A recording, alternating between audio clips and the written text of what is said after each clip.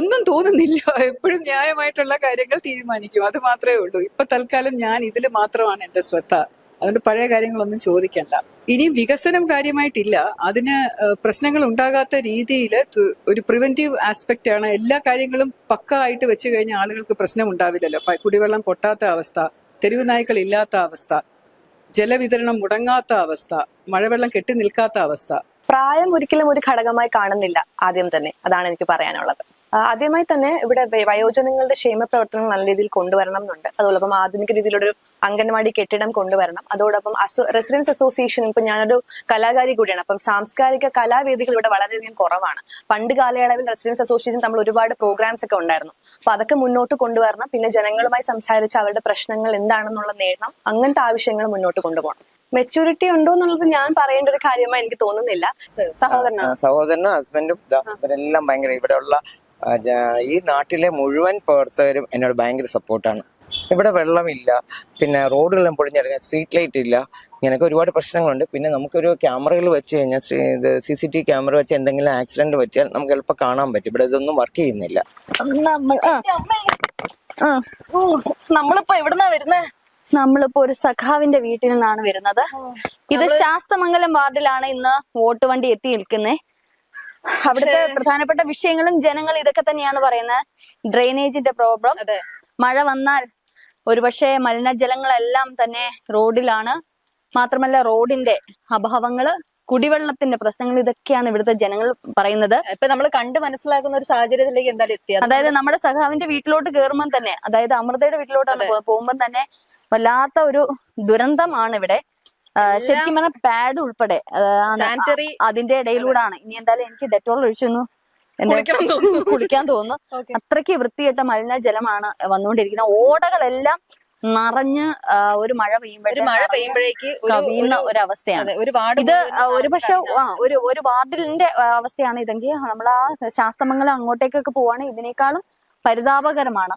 അപ്പോൾ ഭയങ്കര വേണം അല്ലെ? അതുപോലെ തന്നെ ഏത് സ്ഥാനാർത്ഥി വിജയിപ്പിക്കണം. അപ്പൊ കഴിഞ്ഞ സ്ഥാനാർത്ഥികൾ അത് നോക്കണമായിരുന്നല്ലോ. കഴിഞ്ഞ സ്ഥാനാർത്ഥികൾ നോക്കണം. അവരുടെ പാകപ്പിഴകളാണ്. 10 വർഷം നീണ്ട ഭരണത്തില് നമ്മുടെ തലസ്ഥാന നഗരിൽ ഇതുവരെയും ഓടകൾക്ക് യാതൊരു മാറ്റവും സംഭവിച്ചിട്ടില്ല എന്നുള്ളത്. ശാസ്തമംഗലത്ത് നേരത്തെ ഉണ്ടായിരുന്ന പ്രതിനിധികൾ വേണ്ട കാര്യങ്ങളൊന്നും ചെയ്തിട്ടില്ല എന്നുള്ളതിന്റെ ഏറ്റവും വലിയ തെളിവ് തന്നെയാണ് നമ്മളിപ്പോൾ. ഏതായാലും ഇനി വരുന്ന സ്ഥാനാർത്ഥികൾ അതെല്ലാം മുൻകൈ എടുത്ത് മുന്നോട്ട് പോകുമെന്ന് പറയുന്ന, പ്രത്യേകിച്ച് LDF സ്ഥാനാർത്ഥി പറയുന്നത് വികസനങ്ങളുണ്ട്, പക്ഷെ ഈ പറയുന്നോണം പോരായ്മകൾ പരിഹരിച്ച് മുന്നോട്ട് പോകും എന്നുള്ളതാണ്. അപ്പൊ നമ്മള് ഈ വോട്ട് വണ്ടി ഇന്നുള്ളത് ശാസ്തമംഗലം വാർഡിലാണ്. അപ്പൊ നമുക്ക് എല്ലാ സ്ഥാനാർത്ഥികളെയും പരിചയപ്പെടാം. എന്താണ് നാട്ടുകാർക്ക് പറയാനുള്ളതെന്നും കേൾക്കാം.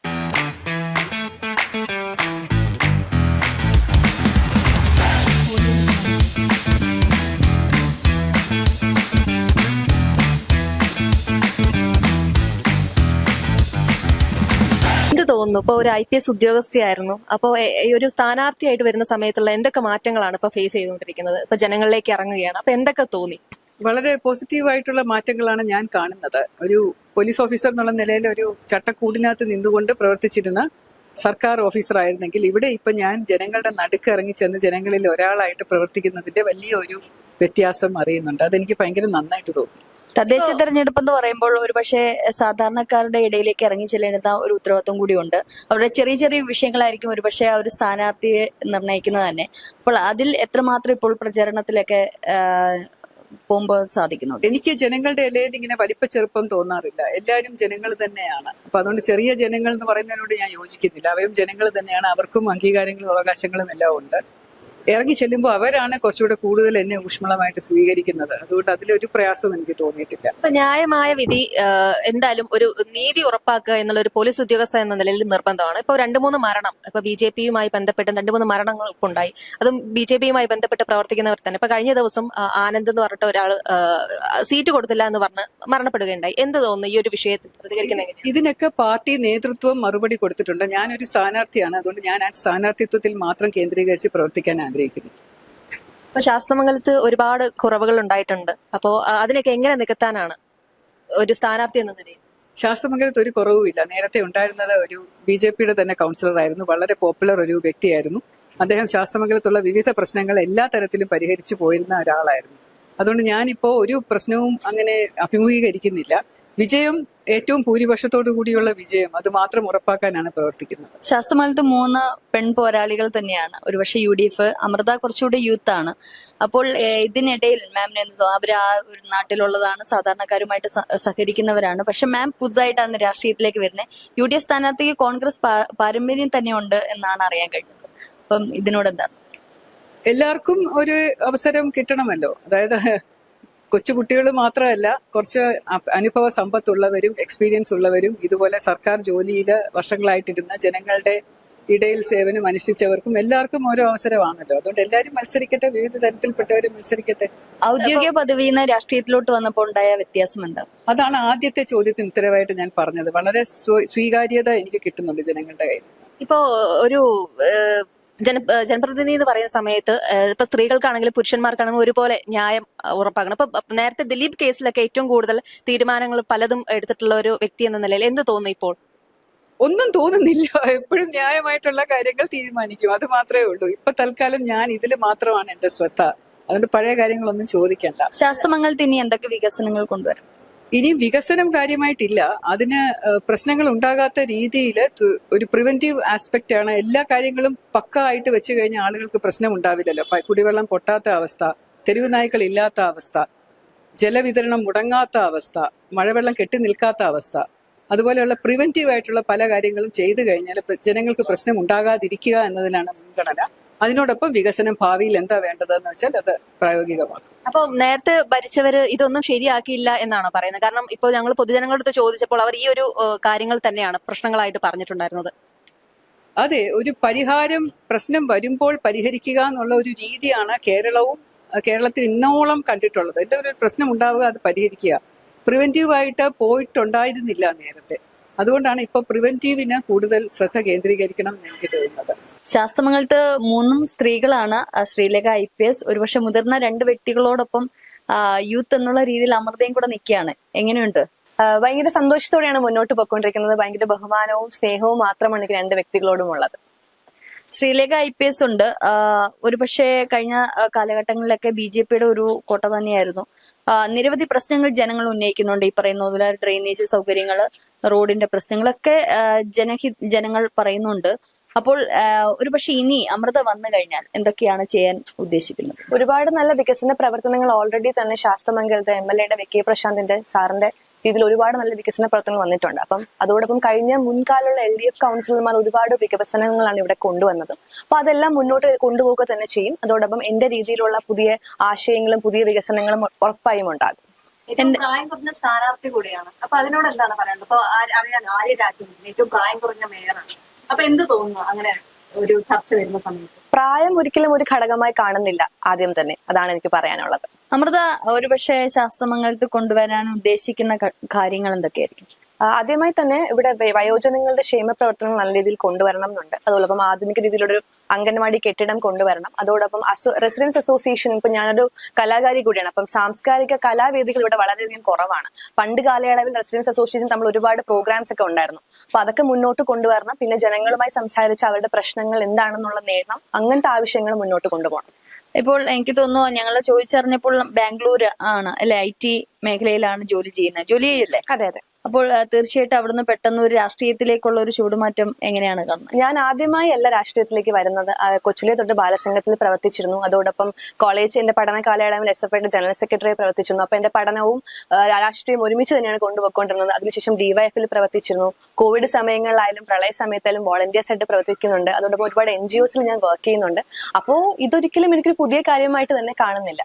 ഇപ്പൊ ഇന്നത്തെ തലമുറയുമായി ബന്ധപ്പെട്ട് തന്നെയാണോ റീലിലൊക്കെ വിഷയമായിട്ട് ഡാൻസ് വീഡിയോ ഒക്കെ വരുന്നതാണ്? അപ്പൊ അതിനെ കുറിച്ച് എന്താണ് പറയുന്നത്? സന്തോഷമുണ്ട്. കാരണം ആൾക്കാർ എന്നെ ഏറ്റെടുക്കുന്നതിൽ തന്നെ വളരെ സന്തോഷത്തോടെ കാണുന്നത്. ഒരു തെരഞ്ഞെടുപ്പ് മുന്നിൽ കണ്ടിട്ടുള്ള ഒരു വൈറൽ ഇതാണോ അത്? അങ്ങനെ ഞാനായിട്ട് ഇട്ടതല്ല, ആൾക്കാർ എന്റെ പ്രൊഫൈലിൽ നിന്ന് എടുത്തിടുന്നതാണ്. അപ്പൊ ഒരുപാട് സന്തോഷം. അവർക്ക് അത്രയും താല്പര്യം ഉള്ളത് കൊണ്ട് തന്നെയാണ് എന്റെ പ്രൊഫൈലിൽ നിന്ന് എടുത്ത് ചെയ്യുന്നതെന്നാണ് ഞാൻ മനസ്സിലാക്കുന്നത്. നൃത്തം നേരത്തെ പഠിച്ചിട്ടുണ്ട്? കൊച്ചിലെ തൊട്ട് ഞാൻ ഡാൻസ് പഠിക്കുന്നുണ്ട്. ഡാൻസ് പ്രോഗ്രാംസ് ഒക്കെ ചെയ്യുന്നുണ്ട്. ഇപ്പോഴും ചെയ്യുന്നുണ്ട് ഇപ്പോഴും ചെയ്യുന്നുണ്ട്. റീല് ചെയ്യാറുണ്ടോ നോർമലി റീൽസ് ചെയ്യാറുണ്ട്. ഈ ഇടയ്ക്ക് ഒരു സോഷ്യൽ മീഡിയ ട്രെൻഡ് വന്നപ്പോൾ തൊട്ട് തുടങ്ങിയതാണ്, ടിക്ടോക്ക് സമയം തൊട്ടേ തുടങ്ങിയതാണ്. ഒരു സ്ഥാനാർത്ഥിയായിട്ട് വിജയിക്കുകയാണെങ്കിൽ ഒരുമിച്ച് തന്നെ കൊണ്ടുപോകും. ഒരുമിച്ച് കൊണ്ടുപോകും, എല്ലാം ഒരുമിച്ച് കൊണ്ടുപോകണം എന്ന് തന്നെയാണ് ഞാൻ ആഗ്രഹിക്കുന്നത്. ഇപ്പൊ എപ്പോഴും ഒരു സ്ഥാനാർത്ഥി എന്നുള്ള രീതിയിൽ ജനം കാണുന്ന കുറച്ചുകൂടി മെച്യൂർഡ് ആയിട്ടുള്ള, അല്ലെങ്കിൽ ഈ പറയുന്ന കളിതമാശകളൊക്കെ മാറ്റി നിർത്തിക്കൊണ്ടുള്ള ഒരു സ്ഥാനാർത്ഥിയാണ് പണ്ട് കാലങ്ങളിൽ. പക്ഷെ ഇപ്പോൾ എനിക്കൊന്ന് കാലം മാറിയപ്പോഴേക്കും ഒരുപക്ഷെ UDF കുറെ യൂത്തിനെ കൊണ്ടുവരുന്നു, പിന്നീട് LDF അത് ഏറ്റുപിടിക്കുന്നു, BJP ഏറ്റുപിടിക്കുന്നു. ഇത്തരത്തിലുള്ള കുറച്ച് തദ്ദേശ തെരഞ്ഞെടുപ്പ് വന്നപ്പോഴത്തേന് കുറച്ച് യൂത്തിന് കുറച്ചുകൂടെ പ്രാധാന്യം കൊടുക്കുന്നുണ്ട്. അപ്പോൾ ഈ പറയുന്ന മുതിർന്ന സ്ഥാനാർത്ഥികൾ, മുതിർന്ന നേതാക്കന്മാർ ചെയ്യുന്ന തരത്തിലുള്ള പ്രവർത്തനങ്ങളും അല്ലെങ്കിൽ അതിന്റെ അനുഭവ പഠനമൊന്നും നമുക്ക് കാണണമെന്നില്ല. പക്ഷെ അത് അത്രത്തോളം എത്തിക്കേണ്ടതായിട്ടുണ്ട്. പ്രത്യേകിച്ച് തദ്ദേശം എന്ന് നമ്മൾ വലിയ കുഴപ്പമില്ല എന്ന് പറഞ്ഞ് മാറ്റുമ്പോഴും സാധാരണ ജനങ്ങളുടെ ഇടയിലേക്ക് കൂടുതൽ പ്രവർത്തന സജ്ജമാകേണ്ടതായിട്ടുണ്ട്. അപ്പൊ അത്തരത്തിൽ ഒരു പക്ഷെ അത്ര മെച്യൂരിറ്റി ഉണ്ടോ എന്നുള്ളൊരു ചോദ്യം. മെച്യൂരിറ്റി ഉണ്ടോ എന്നുള്ളത് ഞാൻ പറയേണ്ട ഒരു കാര്യമായി എനിക്ക് തോന്നുന്നില്ല. എന്റെ പ്രവർത്തനങ്ങളിൽ അവർ മനസ്സിലാക്കി അവർ പറയേണ്ടത്. അതോടൊപ്പം എന്റെ കൂടെ ഒരുപാട് എന്റെ സഖാക്കൾ ഒരുപാട് പേര് എന്റെ കൂടെ തന്നെ ഉണ്ട്. അപ്പം അവർക്ക് മുൻപുള്ള കൗൺസിലർമാരും എല്ലാവരും എന്റെ കൂടെ തന്നെ ഉണ്ട്. അപ്പൊ അവർ തന്ന പാഠങ്ങളുമായി ഞാൻ മുന്നോട്ട് പോകും. അതോടൊപ്പം എന്റെ ആശയങ്ങളുമായിട്ട് തന്നെയാണ് ഞാൻ പോകുന്നത്. കുറച്ചുകൂടി യൂത്തിന് എന്തൊക്കെയാണ് ചെയ്യേണ്ടതായിട്ടുള്ളത്? യുവതലമുറകൾ ഇപ്പോൾ ആരും തന്നെ ഫീൽഡിൽ ഇറങ്ങുന്നില്ല. അപ്പം എല്ലാവരും ഫോണും ഫേസ്ബുക്കും വാട്സപ്പും ഒക്കെ ആയിട്ട് വീടുകളിൽ മാത്രമായി ഒതുങ്ങുന്നുണ്ട്. അപ്പോൾ അവർക്ക് എന്തെങ്കിലും എന്റെ ശാസ്ത്രങ്ങളിലും വാഴിലുള്ള എല്ലാവർക്കും എന്തെങ്കിലും ഒരു ഇന്ററാക്ഷൻ ചെയ്യുന്ന രീതിയിലുള്ള സംവിധാനങ്ങളും ആശയങ്ങളും കൊണ്ടുവരണം എന്ന് ഞാൻ ആഗ്രഹിക്കുന്നുണ്ട്. അവരുമായിട്ട് സംസാരിക്കണം എന്നും എനിക്കുണ്ട്. ഇപ്പൊ വോട്ട് വണ്ടി ഇന്ന് എത്തിയിരിക്കുന്നത് ശാസ്തമംഗലത്താണ്. ശാസ്തമംഗലത്ത് 3 പെൺപടകൾ തന്നെയാണ്, അതായത് പെൺപുലികൾ തന്നെ എന്ന് പറയാം. അതിലെ UDF സ്ഥാനാർത്ഥിയോടൊപ്പമാണ് നമ്മൾ നിൽക്കുന്നത്. ഏതായാലും മാം, എങ്ങനെയുണ്ട് പ്രചരണമൊക്കെ? നല്ല പ്രചരണമാണ്. നമ്മൾ വീട്ടിലൊക്കെ പോകുമ്പോൾ നമുക്ക് നല്ല സപ്പോർട്ട് കിട്ടുന്നുണ്ട്. നല്ല രീതിയിൽ മുന്നോട്ട് പോകുന്നതാണ്. കുടുംബം മുഴുവനും UDF പ്രവർത്തകരാണ്, മുന്നേ നിന്നിട്ടുണ്ട്. അതിന്റെ ഒരു പ്രവർത്തന പരിചയമുണ്ട്, അവരുടെ വലിയൊരു സപ്പോർട്ട് ഉണ്ടല്ലോ. സപ്പോർട്ട് ഉണ്ട്. എന്റെ ഭർത്താവ് 1988 മുതൽ 2000 വരെ കൗൺസിലായിരുന്നു. തിരുവനന്തപുരം കോർപ്പറേഷന്റെ ഫിനാൻസ്, ടാക്സ്, അപ്പീൽ കമ്മിറ്റി ചെയർമാനായിരുന്നു. എന്റെ സഹോദരനും കോർപ്പറേഷനിലെ കൗൺസിലറായിരുന്നു. ഇപ്പൊ വനിതാ വാർഡ് ആയതുകൊണ്ടാണ് ഞാൻ മത്സരിക്കാൻ നിന്നത്. ഓപ്പോസിറ്റ് നിൽക്കുന്നത് ശ്രീലേഖ IPS ആണ്, അമൃതയാണ്. അമൃതയൊക്കെ റീലിലൊക്കെ ഭയങ്കര ഇതാണ്. അത്തരത്തിൽ റീലിലാണോ റിയലിലാണോ? ഇല്ല, മത്സരങ്ങളല്ലേ, അതെല്ലാം നമ്മൾ റിയൽ ലൈഫ് നോക്കിയിട്ട് മതിയല്ലോ. എന്ന് തോന്നുന്നു വിജയ സാധ്യതയെ 100% വിജയം ഉറപ്പാണ്. ഹസ്ബൻഡാണ് ഏറ്റവും വലിയ സപ്പോർട്ടും തോന്നുന്നത്. അതിൽ സഹോദരനാണ്, സഹോദരനും ഹസ്ബൻഡും ഇവരെല്ലാം ഭയങ്കര ഇവിടെയുള്ള ഈ നാട്ടിലെ മുഴുവൻ പ്രവർത്തകരും എന്നോട് ഭയങ്കര സപ്പോർട്ടാണ്. തോന്നുന്നു കഴിഞ്ഞ പ്രാവശ്യത്തെക്കാട്ടി നല്ല ഭൂരിപക്ഷം കിട്ടും. ജനങ്ങൾ നല്ല അനുകൂലമാണ്. ഈ 2 ഭരണങ്ങൾ പ്രശ്നങ്ങളുണ്ട്, അത് കണക്കാക്കി ജനങ്ങൾ വോട്ട് ചെയ്യുമെന്നാണ് എന്റെ അഭിപ്രായം. ശാസ്തമംഗലം എന്ന് പറയുന്ന തലസ്ഥാനത്തിന്റെ ഒരു ഹൃദയഭാഗം തന്നെയാണ്. അപ്പോൾ നിരവധി പ്രവർത്തനങ്ങൾ ചെയ്യാനുണ്ട്. ഒരുപക്ഷെ എനിക്ക് തോന്നുന്നു ഏറ്റവും കൂടുതൽ ഈ ട്രാഫിക്കിന്റെ കുറെ പ്രശ്നങ്ങളും കാര്യങ്ങളും ഒക്കെ ഉണ്ട്. നിരവധി പ്രവർത്തനങ്ങൾ, ഒരുപക്ഷെ കുറച്ച് റെസിഡൻഷ്യൽ ഏരിയ കൂടിയാണ് അല്ലെ. ഒരു സാധാരണക്കാരും ഉണ്ട്, ഈ പറയുന്നോണം ഉന്നത വ്യക്തികളും ഉണ്ട്. അപ്പൊ ഇത്തരത്തിൽ ഏതൊക്കെ പ്രവർത്തനങ്ങളാണ്, എന്തൊക്കെയാണ് പ്രകടന പത്രികയിലുള്ളത്? നമുക്ക് വികസനങ്ങൾ ഒരുപാട് ചെയ്യുക എന്നുള്ളതാണ് ഉദ്ദേശം. അത് തന്നെ നമ്മൾ വാഗ്ദാനങ്ങൾ നൽകുകയല്ല, നമ്മൾ പ്രവർത്തനത്തിൽ കൂടെ കാണിച്ചു കൊടുക്കാൻ വേണ്ടി മുന്നോക്കം കാണിക്കുന്നത്. നല്ല ശാസ്തമംഗലത്ത് എല്ലാവരും എപ്പോഴും പറയപ്പെടുന്ന ഒരു പരാതി എന്തായിരിക്കും? ഇവിടെ വെള്ളമില്ല, പിന്നെ റോഡുകളെല്ലാം പൊളിഞ്ഞിറങ്ങാൻ, സ്ട്രീറ്റ് ലൈറ്റ് ഇല്ല, ഇങ്ങനെയൊക്കെ ഒരുപാട് പ്രശ്നങ്ങളുണ്ട്. പിന്നെ നമുക്കൊരു ക്യാമറകൾ വെച്ച് കഴിഞ്ഞാൽ CCTV ക്യാമറ വെച്ച് എന്തെങ്കിലും ആക്സിഡന്റ് പറ്റിയാൽ നമുക്ക് എളുപ്പം കാണാൻ പറ്റും. ഇവിടെ ഇതൊന്നും വർക്ക് ചെയ്യുന്നില്ല. ജയിക്കുകയാണെങ്കിൽ ആദ്യം ചെയ്യുന്നത് എന്തായിരിക്കും?